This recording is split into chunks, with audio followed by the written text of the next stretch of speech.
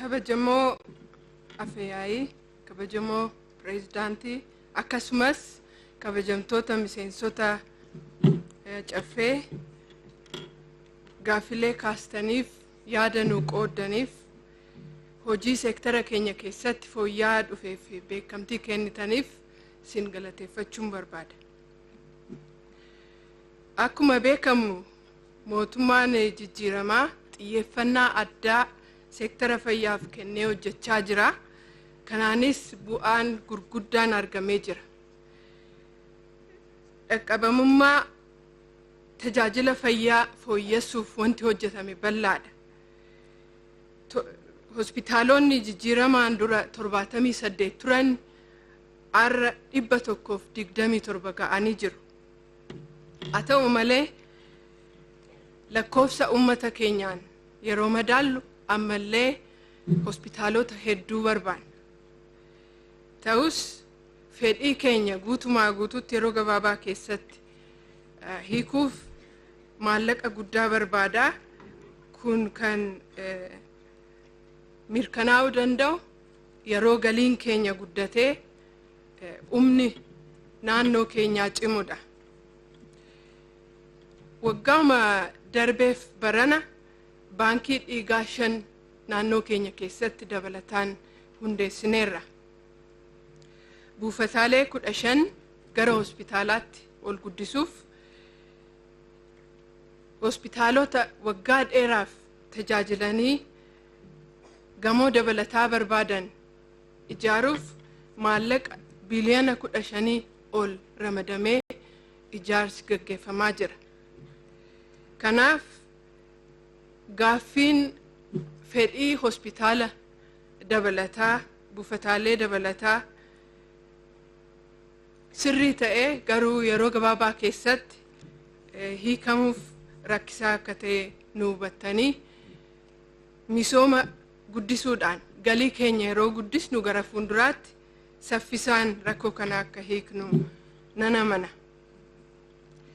Gaaffiin inni lammaffaa deddeebi'ee ka'e waa'ee dhiyeessii qorichaa dhaabbilee fayyaati. Kunis waggaa waggaadhaan fooyya'aa dhufee jira. Haa ta'u malee ammas iddoo hedduutti komii hawaasaa ta'ee ka'aa jira. Rakkoo kana hiikuuf tarsiimoodhaan hojjechaa turre. Tokkoffaa adeemsa bittaa qorichaa saffisuuf fedhii waggaa tilmaamnee dhaabbata biyyoolessaa EPSS jedhamu waliin waliigaltee irra geenye qoricha akka saffisaan galu ta'ee jira. Kanaanis qoricha maallaqaan miliyoona 800 ol tilmaamamu galee jira. Mootummaan keenya bajata buufataalee fayyaaf qorichaaf ramadu parsantaa 100 dabalee kanaan dura buufataaleen 300,000 argatu turanii waggaatti amma 600,000 ga'eera. Jarri kutaa baqaqsanii yaaluu qaban immoo 750,000 waggaan argachaa jiru. Haa ta'u malee ammas rakkoon kun bal'inaan ka'aa jira.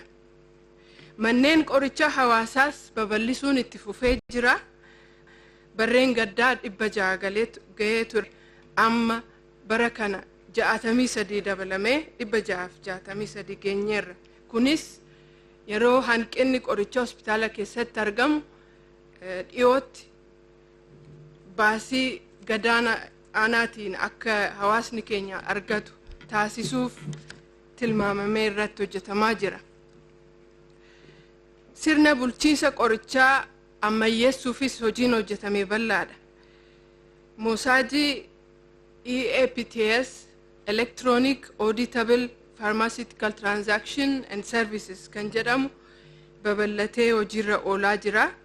Dabalataanis bifuma wal fakkaatuun mosaajii daawwaa jedhamu seektaruma keenya keessatti misoomsinee gara fuulduraatti tilmaamni fedhii qorichaa adeemsa bittaa akkatti hojiirra oolu hunda hordofuu bifa dandeessisuun kan nu gargaaru hojiirra oolchaa jira.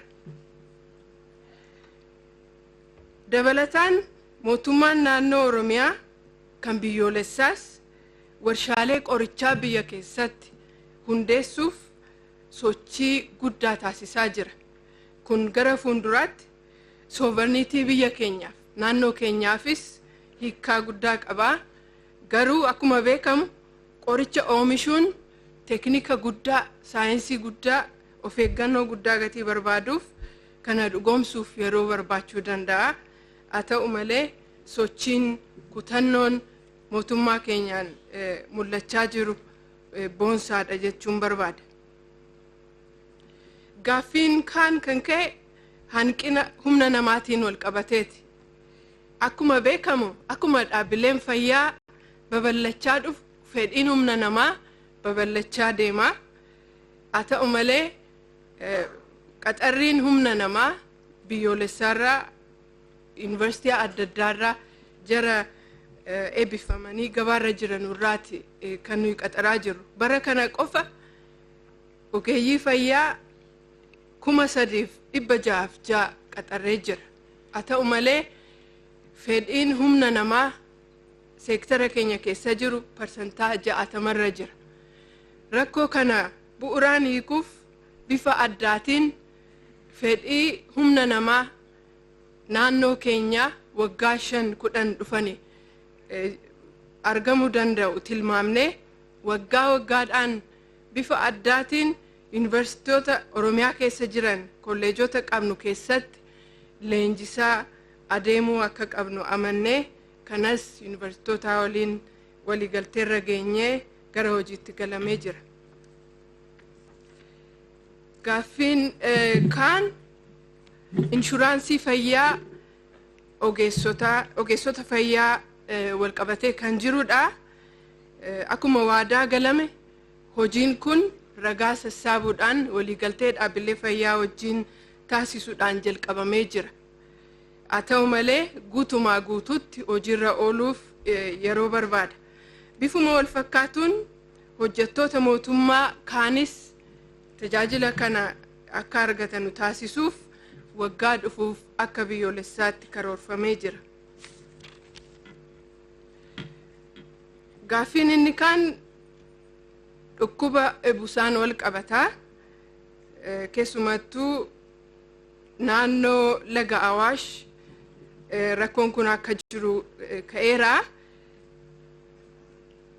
Dhukkubni busaa akkuma naannoo keenyaatti rakkoo guddaa ta'e waggoottan darban keessatti mul'achaa ture. Bara kana garuu tarkaanfii adda addaa taasifameen hirmaannaa hawaasaatiin facaatiin dhukkuba busaa parsantaa 62 irratee jira. Bara kana saaphina siree miliyoona 2.8 raabsinee jirra.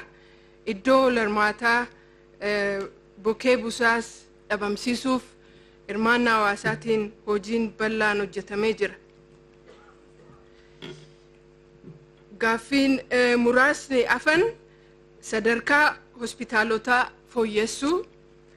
Kunis bifa tarsiimawaa ta'een ulaagaan ifa ta'e ba'ee hospitaalonni ol guddachuu fi kaadhimaman akka karoora baafatanii ulaagaa sana guutuuf hojjetan gargaaraa hojiitti gallee jirra. Maqaa fi sadarkaa ol kaasuun tajaajila barbaachisu argamsiisuun danda'u. Kanaaf kunis yeroo barbaada. Hospitaalli tokko hospitaala jalqabarraa gara waliigalaatti ol guddachuuf humna namaa ga'aa, meeshaalee yaalaa ga'aa, tajaajila barbaachisu hunda guutuu qabu. Kana argamsiisuuf qindoominaan hojjechaa jirra. Galatuma.